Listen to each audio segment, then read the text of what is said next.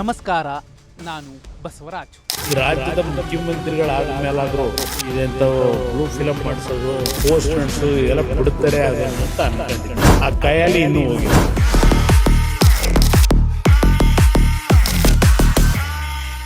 ರಾಜ್ಯ ರಾಜಕಾರಣದಲ್ಲಿ ಬಹುಪಾಲು ಜನ, ಅದು ಕಾಂಗ್ರೆಸ್ ಪಕ್ಷದ ಒಳಗಿನ ಬಂಡಾಯಗಾರರು ಮತ್ತು ವಿಪಕ್ಷಗಳು ಎಲ್ಲೋ ಒಂದು ಕಡೆ ಸಣ್ಣದೊಂದು ಸಂಧಿಯನ್ನು ಮಾಡಿಕೊಂಡಿವೆಯಾ, ಒಪ್ಪಂದವನ್ನು ಮಾಡಿಕೊಂಡಿದೆಯಾ?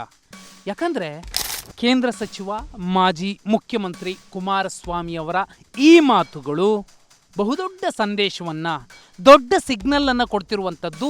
ಕುಮಾರಸ್ವಾಮಿಯವರು ರಾಜ್ಯ ರಾಜಕಾರಣಕ್ಕೆ ಬರ್ತಾರೆ ಅನ್ನುವಂಥದ್ದು ಒಂದನೇ ವಿಚಾರ. ಆದರೆ ಎರಡನೇದ್ದು, ನಿರ್ಗಮಿತ ಮುಖ್ಯಮಂತ್ರಿ ಮಾಜಿ ಮುಖ್ಯಮಂತ್ರಿ ಸಿದ್ದರಾಮಯ್ಯ ಅವರ ಬಗ್ಗೆ ತುಂಬ ಪಾಸಿಟಿವ್ ಆದಂತಹ ಸಂಗತಿಯೊಂದನ್ನು ಕುಮಾರಸ್ವಾಮಿ ಅವರು ಹಂಚಿಕೊಂಡಿರುವಂಥದ್ದು. ಇದರ ಜೊತೆಯಲ್ಲಿ ಹಾಲಿ ಮುಖ್ಯಮಂತ್ರಿ ಡಿ.ಕೆ. ಶಿವಕುಮಾರ್ ಅವರ ವಿರುದ್ಧ ಕಟು ಟೀಕೆಯನ್ನು ಮಾಡಿದ್ದಾರೆ. ಅವರ ವಿರುದ್ಧ ಇದುವರೆಗೂ ಕೇಳಿ ಬಂದಿದ್ದಂತಹ ಬಹುದೊಡ್ಡ ಗಂಭೀರ ಆರೋಪ, ಅಪವಾದ, ಈ ಹಿಂದೆ ಅವರು ರಾಜಕಾರಣಕ್ಕೆ ಬರೋದಕ್ಕಿಂತ ಮುಂಚೆ ಏನೆಲ್ಲ ಮಾಡಿದ್ರು, ಯಾವೆಲ್ಲ ಸಿನಿಮಾಗಳನ್ನು ತೋರಿಸಿದ್ರು ಅನ್ನುವಂತಹ ರಾಜಕೀಯ ಟೀಕೆ ಟಿಪ್ಪಣಿಗಳೇನಿದ್ವು, ಅದೇ ಧಾಟಿಯಲ್ಲಿ ಕುಮಾರಸ್ವಾಮಿ ಅವರು ಮಾತಾಡ್ತಿರುವಂಥದ್ದು. ಒಂದು ಸೋಲಿನ ಮೂಲಕ ಡಿ.ಕೆ. ಶಿವಕುಮಾರ್ ಅವರನ್ನು ಕಟ್ಟಿ ಹಾಕುವಂತಹ ಅತಿದೊಡ್ಡ ಒಳ ಒಪ್ಪಂದ ನಡೆದಿದೆಯಾ? ನೋಡಿ, ಬಿಡದಿ ಭಾಗದಲ್ಲಿನ ರೈತರು, ಅನ್ನದಾತರು ಗಟ್ಟಿ ಧ್ವನಿಯಲ್ಲಿ ಸರ್ಕಾರದ ವಿರುದ್ಧ ತಮ್ಮ ಕೂಗನ್ನು, ತಮ್ಮ ಹಕ್ಕೊತ್ತಾಯವನ್ನು, ತಮ್ಮ ಬೇಡಿಕೆಯನ್ನು, ತಮ್ಮ ಪ್ರತಿಭಟನೆಯನ್ನು ವ್ಯಕ್ತಪಡಿಸ್ತಾ ಇದ್ದರೆ ಅದಕ್ಕೆ ಗಟ್ಟಿಯಾಗಿ ನಿಂತಿರುವಂಥದ್ದು ಜಾತ್ಯತೀತ ಜನತಾದಳ. ಅದರಲ್ಲೂ ಮುಖ್ಯವಾಗಿ ಆ ಭಾಗದ ಮತದಾರರ ಆರಾಧ್ಯ ನಾಯಕನಾಗಿರುವಂತಹ ಕುಮಾರಸ್ವಾಮಿ ಅವರ ವಿಚಾರವಾಗಿ ಕುಮಾರಸ್ವಾಮಿ ಅವರ ಬೆಂಬಲ ಕೂಡ ಇದೆ. ಅದೇ ಜಾಗದಲ್ಲಿ ಇದುವರೆಗೂ ವಿಪಕ್ಷಗಳು ಅಥವಾ ಆಡಳಿತಾರೂಢ ಪಕ್ಷದ ವಿರುದ್ಧ ವಿಪಕ್ಷಗಳು ಪೋಸ್ಟರನ್ನು ಅಂಟಿಸ್ತಿದ್ವು. ಆದರೆ ಈಗ ವಿಪಕ್ಷದ ನಾಯಕನ ವಿರುದ್ಧ, ಕುಮಾರಸ್ವಾಮಿ ಅವರ ವಿರುದ್ಧ, ಅವರ ಧರ್ಮಪತ್ನಿ ವಿರುದ್ಧ, ಅವರ ಮಗನ ವಿರುದ್ಧ, ನಿಖಿಲ್ ಕುಮಾರಸ್ವಾಮಿ ಅವರ ವಿರುದ್ಧ ಪೋಸ್ಟರ್ ಅಂಟಿಸೋ ಮೂಲಕ ಹೊಸದೊಂದು ದ್ವೇಷದ ರಾಜಕಾರಣಕ್ಕೆ ಹೊಸ ಅಧ್ಯಾಯವನ್ನು, ನಾಂದಿಯನ್ನು ಡಿ.ಕೆ. ಶಿವಕುಮಾರ್ ಅವರ ಬಣ ಅಥವಾ ಅವರ ಬೆಂಬಲಿಗರು ಮಾಡಿದ್ದಾರ. ರಾಜ್ಯದ ಮುಖ್ಯಮಂತ್ರಿಗಳಾದ ಮೇಲಾದರೂ ಇದೆಂತ ಬ್ಲೂ ಫಿಲಮ್ ಮಾಡಿಸೋದು, ಪೋಸ್ಟರ್ಸ್ ಎಲ್ಲ ಬಿಡುತ್ತಾರೆ ಅಂತ ಅನ್ಕೊಂಡಿದ್ದೀನಿ. ಆ ಕೈಯಲ್ಲಿ ಇನ್ನೂ ಹೋಗಿಲ್ಲ. ಇದಕ್ಕೆ ಪ್ರತಿಕ್ರಿಯಿಸುವಂತಹ ಸಂದರ್ಭದಲ್ಲೇ ಕುಮಾರಸ್ವಾಮಿ ಅವರು ಆಡಿರುವ ಮಾತು, ಅವರೆಲ್ಲ CM ಆದಮೇಲೆ ಅವೆಲ್ಲ ಬಿಟ್ಟಿರಬೇಕು ಅಂದ್ಕೊಂಡಿದ್ದೆ. ಬ್ಲೂ ಫಿಲಮ್ನಂತಹ ಸಿನಿಮಾ ತೆಗೆಯೋದು, ಪೋಸ್ಟರ್ ಅಂಟಿಸೋದು, ಅದನ್ನು ಮತ್ತೆ ಮಾಡ್ತಿದ್ದಾರೆ ಅನ್ನುವಂತಹ ಕಟ್ಟು ಟೀಕೆಯ ಜೊತೆಯಲ್ಲಿ ಮಾಜಿ ಮುಖ್ಯಮಂತ್ರಿ ಸಿದ್ದರಾಮಯ್ಯ ಅವರ ಬಗ್ಗೆ ಪಾಸಿಟಿವ್ ಮಾತಾಡಿರುವಂಥದ್ದು ಒಂದು. ಎರಡನೇದ್ದು, ನಾವು 7ನೇ ಅಭ್ಯರ್ಥಿಯನ್ನು, ಯಾಕಂದರೆ ಇದೇ 18ನೇ ತಾರೀಕು ವಿಧಾನ ಪರಿಷತ್ ಚುನಾವಣೆ ನಡೀತು, ಅಲ್ಲಿ 7 ಅಭ್ಯರ್ಥಿಗಳ ಆಯ್ಕೆ ಆಗತ್ತೆ.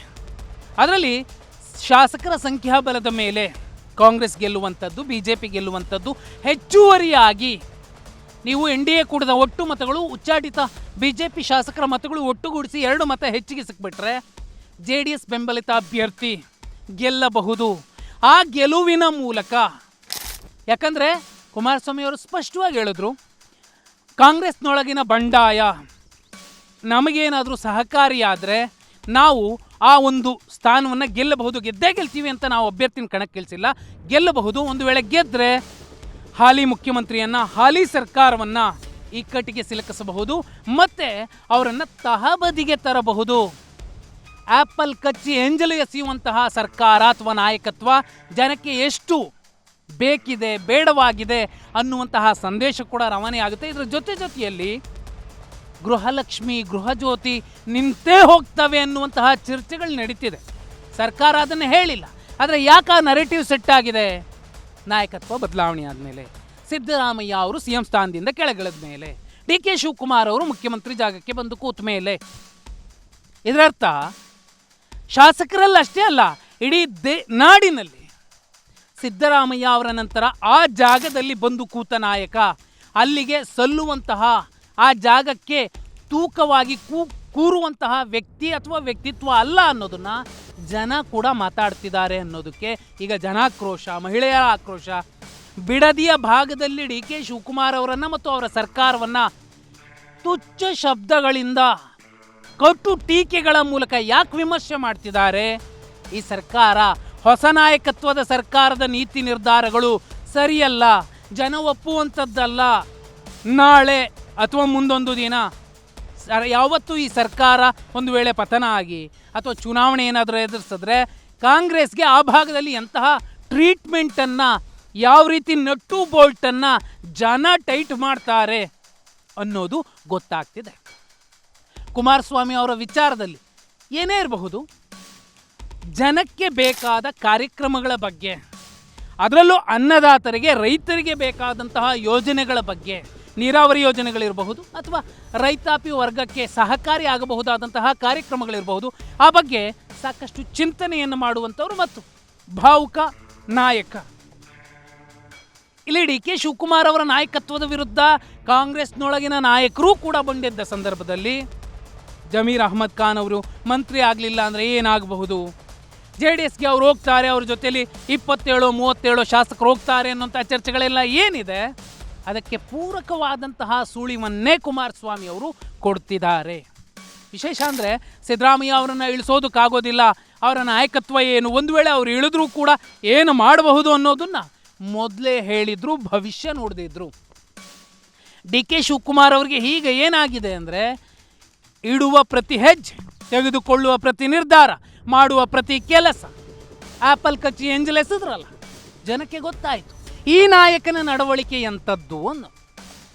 ಆದರೆ ಈ ಹಿಂದಿದ್ದಂಥವ್ರು, ಅದು ಸದಾನಂದ ಗೌಡರು ಇರಬಹುದು, ಜಗದೀಶ್ ಶೆಟ್ಟರ್ ಇರಬಹುದು, ಆ ಜಾಗದಲ್ಲಿ ಕೂತ ಮೇಲೆ ಮುಖ್ಯಮಂತ್ರಿಯ ಗಾದಿಯಲ್ಲಿ ಕೂತಾಗ ಬಸವರಾಜ ಬೊಮ್ಮಾಯಿ ಇರಬಹುದು, ಯಡಿಯೂರಪ್ಪ, ಸಿದ್ದರಾಮಯ್ಯ ಅವರು ನಡೆದುಕೊಂಡ ರೀತಿ, ಆ ನಾಯಕರ ನಡವಳಿಕೆಗಳು ಮತ್ತು ಈ ನಾಯಕನ ನಡವಳಿಕೆ ಏನು, ಜನಕ್ಕೆ BJP ಕೂಡ ಮನವರಿಕೆ ಮಾಡಿಕೊಡ್ತಿದೆ, JDS ಕೂಡ ಮನವರಿಕೆ ಮಾಡಿಕೊಡ್ತಿದೆ. ಇನ್ಮೇಲೆ ಡಿಚ್ಚಿಗೆ ಡಿಚ್ಚಿ ಹಮ್ಮುರಬಿಯ ಕಾನೂನೇನಿದೆ ಅಂಥದ್ದೇ ರಾಜಕೀಯ ತಂತ್ರಗಾರಿಕೆಯನ್ನು JDS, ಕುಮಾರಸ್ವಾಮಿ ಅವರು, ದೇವೇಗೌಡರು ಕೈಯಲ್ಲಿ ಹಿಡ್ಕೊಂಡು ಈಗ ಅಖಾಡಕ್ಕೆ ಧುಮುಕ್ತಾರೆ. ರಾಜ್ಯ ರಾಜಕಾರಣಕ್ಕೆ ಕುಮಾರಸ್ವಾಮಿ ಅವರ ಅನಿವಾರ್ಯತೆ, ಅವಶ್ಯಕತೆ ಎಷ್ಟಿದೆ ಅನ್ನೋದು ಇನ್ನು ಮೇಲೆ ಗೊತ್ತಾಗಲಿದೆ.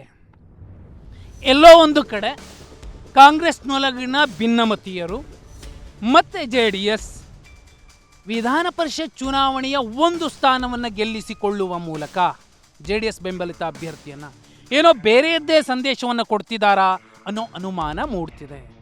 ಡಿ.ಕೆ. ಶಿವಕುಮಾರ್ ಅವರ ಫ್ಯೂಡಲ್ ಮನಸ್ಥಿತಿಯ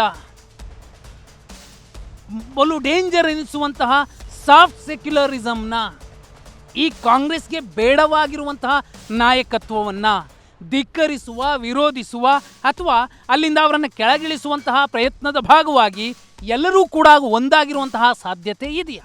ಒಳಗೊಳಗೆ ಕಮೆಂಟ್ ಮಾಡಿ.